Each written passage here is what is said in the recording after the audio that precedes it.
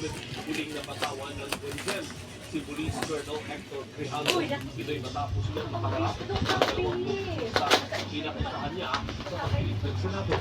Nagpapatrol si Javier.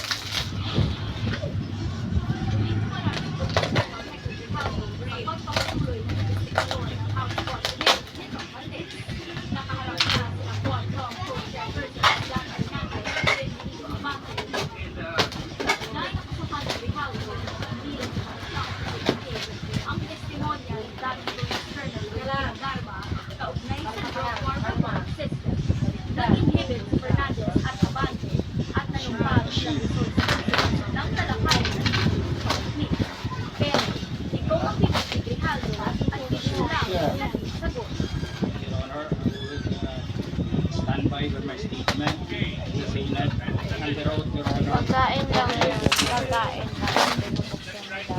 Pagkain. Naguloto yun.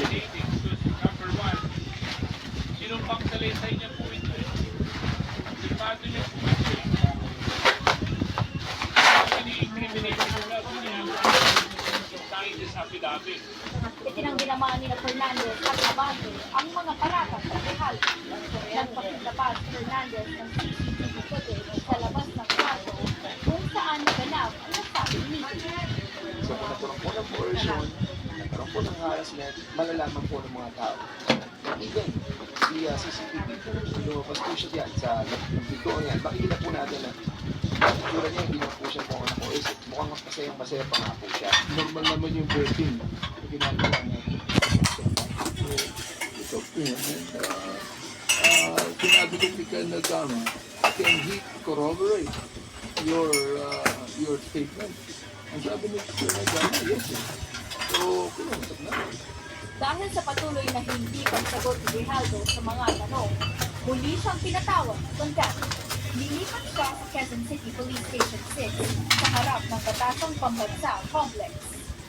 I think that's a lesson ngayon, ano? Eh, wala na may ibang intensyon, wala na Okay may lang ibang motibo nakasunod. yung aming dalawang kasamahan na kongresista. Nung kinausap nila yan, Samantala, muling pinaimbestigahan ng ilang mambabatas ang Basag mo umano'y yung basag 7,000 kaso kaugnay ng war on drugs. Sabi ng National Bureau of Investigation, 52 sa mga naturang kaso ang nai-refer sa kanila. Sa kabuuang bilang, 13 ang nirekomenda na i-prosecute. Ito ang inimbestigahan pa at mahigit 30 ang pinag-aaralan pa. We have been denied the opportunity to conduct forensic investigation on the pieces of evidence. Walang crime scene investigation dito. When these were all referred to us, the crime had already happened long time ago.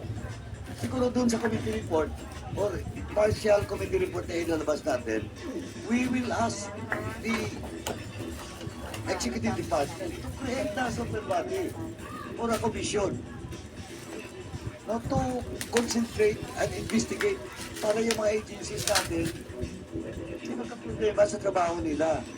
Ang pwede po siguro, if this committee or this government wants to investigate everything, as a rule, continue with the investigation. Kabilang sa ipapatawag sa susunod na pagdinig, sina dating PNP Chief Guillermo Rizal, dating Justice Secretary Leonardo Guevara, at kinagawa ng PNP Internal Affairs Service. Paige Javier,